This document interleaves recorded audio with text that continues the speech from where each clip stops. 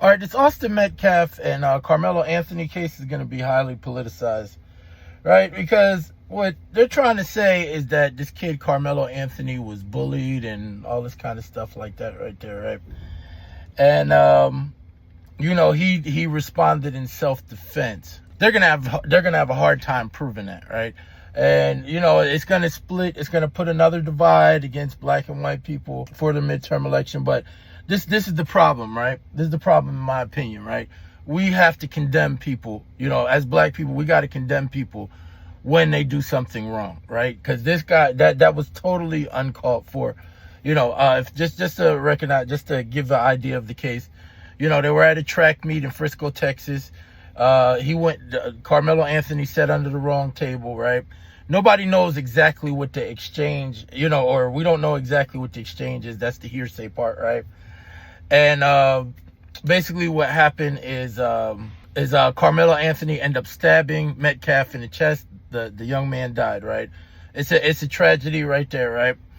Now, there was an exchange before that, right? And there were reports, because I remember when this case first came out, that this guy was a troublemaker. He was known for fighting, the Carmelo Anthony, right?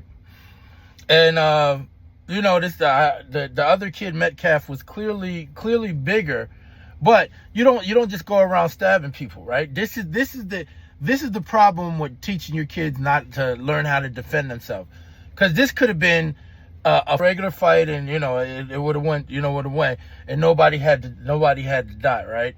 Carmelo Anthony was the type of he's the type of kid, and it was said that if you touch, it was reported that he said, if you touch me, I'm gonna, if you touch me, you're gonna die, right? And he made good on his word and hit him with and hit him with the knife or whatever, right? That's premeditated.